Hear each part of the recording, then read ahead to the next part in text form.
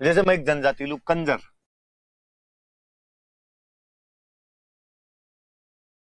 कंजर जनजाति होती है एक।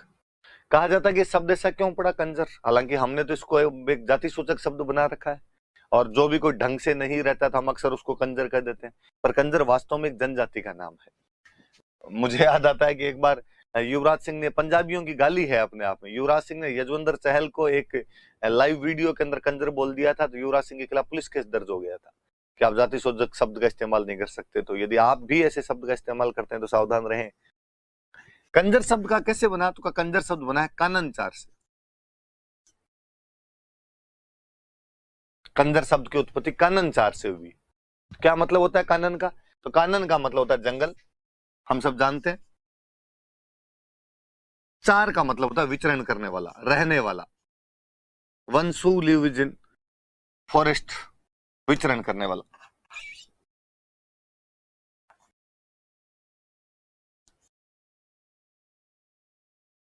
वह व्यक्ति जो जंगल में विचरण करता है उसको क्या कहा जाए, काननचार। तो कंजर शब्द की उत्पत्ति किससे मानी जाती है, तो काननचार से मानी जाती है। काननचार का मतलब क्या होता है, one who lives in forest, वह व्यक्ति जो जंगल के अंदर रहता है, वह व्यक्ति जो जंगल में विचरण करता है, उसे काननचार कहा जाता है। काननचार काननचार काननचार करते करते देर देर हम किस शब्द पे आगे, कंजर पे आगे। हम कहते हैं यार ये अब कहाँ रहते हैं ज्यादातर लोग, अब इनका मुख्य क्षेत्र कौन सा है, तो हम कहते हैं आजकल तो ज्यादातर लोग हाड़ौती में रहते हैं। तो कोई आपसे पूछे कि कंजर जनजाति मुख्यतः राजस्थान के कौन से भूभाग में निवास करती है, तो मुख्यतः कहाँ निवास करती है, तो हाड़ौती के अंदर मुख्यतः निवास करती है। क्या काम करती है, इनका व्यवसाय क्या, प्रोफेशन क्या है, मेन प्रोफेशन क्या है, इनका व्यवसाय क्या है, तो व्यवसाय बड़ा जोरदार है इनका। इनका मुख्य व्यवसाय है टू मेक क्राइम, अपराध करना, चोरी डकैती लूटपाट हिंसा, और ये इसमें बड़ा गर्व महसूस करते हैं। ये कहते हैं कि भाई भगवान ने सब लोगों के काम तय किए हैं, कोई मास्टर बनेगा, कोई आरएस बनेंगे, कोई सब्जी बेचेगा, परचून की दुकान खोलेगा, कोई डॉक्टर बनेगा, कोई इंजीनियर बनेगा, कोई कंप्यूटर चलाएगा। वैसे ही भगवान ने हमारा भी काम दिया, और भगवान ने कहा तुम अपराध करो। तो जब सब लोगों के काम तय किए तो हमारा काम तय किया, तो हम भी हमारा काम करेंगे। जब तुम्हें डॉक्टरी, इंजीनियरिंग, मास्टरी और आरएस बनने में शर्म नहीं आती, तो हमें अपराध करने में किस बात की शर्म आएगी। तो कंजरों का मुख्य व्यवसाय क्या है, अपराध करना। और ऐसा मानते हैं कि हमारे तो देवी देवता साथ में इसमें, तो अपराध करने से पहले देवताओं से आशीर्वाद लेते हैं, कि अपराध करने से पूर्व देवताओं से आशीर्वाद लिया जाए।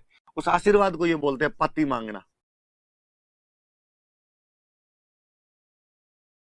मुझे कई बार लगता है ये पति नहीं मांग रहे, ये पांति मांग रहे हैं वास्तव में, कि भगवान पांति दे, हमारा जो हिस्सा आता है वो हमें तो दे कम से कम। ये पाती नहीं मांगते, पंती मांग लेते हैं। तो वे कौन से देवता है जो इनको भाई इस प्रकार से सहायता और करते हैं, तो इनके मुख्य देवता कौन से,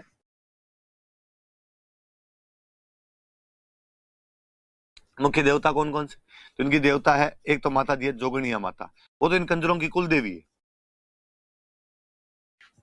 जोगणिया माता तो कंजरों की कुल देवी है। एक है चौथ माता, त्योहार पढ़ाए तब मैंने बताए थे आपको, चौथ का बरवाड़ा के अंदर मंदिर है इनका। इनका मंदिर, जोगणिया माता का मंदिर भीलवाड़ा में।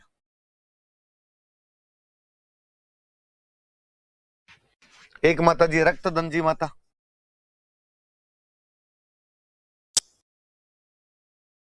और एक देवता और हेल्प करते हैं इनकी, हनुमान जी। तो मुख्य मुख्य देवता कौन से हैं जो इनकी हेल्प करते हैं, तो जोगणिया माता है भीलवाड़ा के अंदर, वो कंजरों की कुलदेवी है। चौथ माता है जिनके लिए हम कहते हैं संकट हरण माता जी है, तो जब सबके संकट हरती है तो भाई कंजरों के भी संकट हर लेती है। रक्तदंजी माता है, मुझे तो इन माता जी का नाम भी देखता हूँ तो मुझे लगता है यार ये तो माता जी नाम भी अपराध टाइप का सा नाम है एकदम। बूंदी के अंदर मंदिर है रक्तदंजी माता। हनुमान जी भगवान जाने इनके कैसे धक्के चढ़ गए, डोकरा कंजरों की तरफ कैसे चला गया, अपराध करने वाली तरफ और चला जाता है। फिर मुझे कई बार लगता है कि यार हनुमान जी भी हूँ, आदमी तो जोरदार ही थे, लंका में आग लगा के आ गए थे, दुनिया में पहली बार को आतंकवाद जैसा काम किया था तो अपने हनुमान जी करके आए थे, तो आप कंजरों की भी हेल्प कर देते होंगे। तो याद रखना भाई कंजरों की कुलदेवी कौन सी है, जोगणिया माता। और जोगणिया माता के लिए तो कहते हैं कि भीलवाड़ा में जहां जोगनिया माता का मंदिर है, यदि वहां से किसी कंजर को पुलिस लेके जा रही है और कंजर यदि मंदिर के अंदर चला गया, मान लो पुलिस वालों को दे भाई मुझे मंदिर में धोख लगा लेने दो, बाद में आगे चल लेंगे, तो हथकड़ियां टूट जाती है। आज भी वहां जोगनिया माता के मंदिर में हथकड़ियां टूटी हुई रखी हुई है, और ऐसा कहा जाता है कि साहब फलाने कंजर को यहाँ पे लेके आए थे, हथकड़ी टूट गई थी और वो यहाँ से भाग गया था। तो मुझे लगता है इसका मतलब जोगनिया माता तो प्रत्यक्ष योगदान देती है अपराधियों को भगाने में, और चौथ माता जब सबके संकट हर रही है तो कंजरों के संकट भी हर रही है। रक्तदंजी माता है और एक हनुमान जी। तो कौन कौन से देवता है जिनसे अपराध करने से पहले आशीर्वाद लेते हैं? एक तो उस आशीर्वाद लेने को तो बोलते हैं पति मांगना। और देवता कौन कौन से? जोगनिया माता भीलवाड़ा, चौथ माता अपने चौथ खबरवाड़ा सवाई माधोपुर, रक्तदंजी माता बूंदी, हनुमान जी तो ही सब जगह ही अपने आप के अंदर। तो ये इनके मुख्य मुख्य देवता है। एक और बड़ा जोरदार, एक इनके कोई आण है, कोई हाकम राजा हुए इनके, और ऐसा कहते हैं कि हाकम राजा का प्याला पीने के बाद कंजर झूठ नहीं बोलता। हाकम राजा का प्याला यदि कोई पी लेता है तो उसके बाद कंजर झूठ नहीं बोल सकता।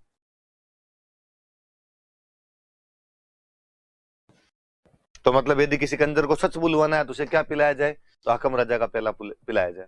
हाकम राजा का प्याला वही है जो आप समझ रहे हैं। और मुझे लगता है हाकम राजा का प्याला पीने के बाद कोई भी आदमी झूठ नहीं बोलता है, सब आदमी सच ही बोलते हैं। हाकम राजा का प्याला बंदे के अंदर अलग ही कॉन्फिडेंस भर देता है अपने आप में। तो कंजर क्या कोई झूठ नहीं बोल पाए। पर वही है, हाकम राजा का प्याला थोड़ा कड़वा होता है पीने के अंदर। तो कंजरों ने कहा यार सीधा सीधा तो नहीं पिया जाए, खाने के लिए भी तो कुछ चाहिए, साथ में चखना भी तो, नॉन वेज मिल जाए तो और ठीक रहे। कंजरों ने कहा फिर खाएंगे तो फिर ढंग की चीज ही खाएंगे, खाएंगे तब राष्ट्रीय पक्षी खाएंगे, मोर का मांस खाते हैं, मोर का मांस खा लेते। अब आप कहोगे कि सब मोर को मारना तो अपराध है, एग्जैक्टली इनका मुख्य व्यवसाय अपराध करना है, तो मोर का मांस खाते हैं। इनका जो मुखिया होता है उसको बोलते हैं पटेल, इनका जो हेड, इनका चीफ जो होता है उसको बोलते हैं पटेल। इनका मुखिया पटेल कहलाता है, इनका जो हेड होता है वो पटेल कहलाता है।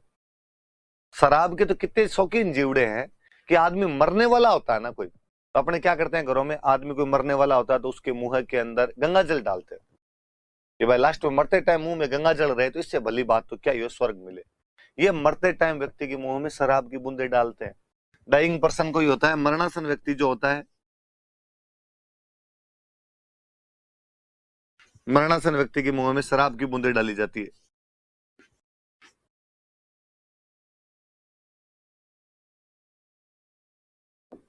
तो ध्यान रखना भाई, कोई पूछेगा कि कौन सी जनजाति में मरणासन व्यक्ति के मुंह में शराब की बूंदे डाली जाती है, लिकर ड्रॉप डाली जाती है उसके अंदर, तो कंजर जनजाति है भाई।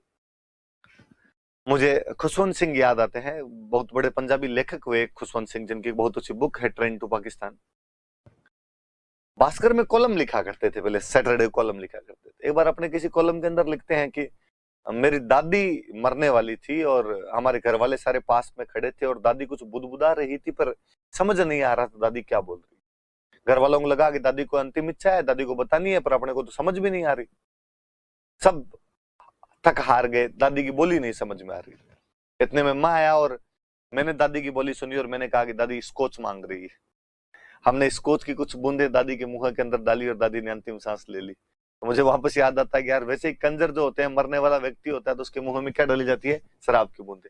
आदमी मर जाता तो मरने के बाद जलाते नहीं, दफनाते हैं, मृत व्यक्ति को दफनाते हैं। एक और बड़ी जोरदार चीज कि चूंकि अपराध करने वाली कौम है, अपराध करते हैं, इसलिए कहा कि घर में पीछे की तरफ खिड़की रखना जरूरी है। तो बैकडोर में विंडो होती है, पीछे की तरफ खिड़की रखते हैं कि भाई पुलिस आ जाए तो भागना पड़ेगा। तो मुझे लगता है आजकल तो कांस्टेबल जितने भी लड़के लगते हैं वो सारे हिस्ट्री और कल्चर पढ़ के लगते हैं। तो उनको तो पता हो रहा है कि कंजरों को यदि पकड़ने जाओ तो पीछे की तरफ से जाओ, वरना तो पीछे वाली खिड़की से भाग जाएगा। तो ये भाई मुख्य मुख्य से अपनी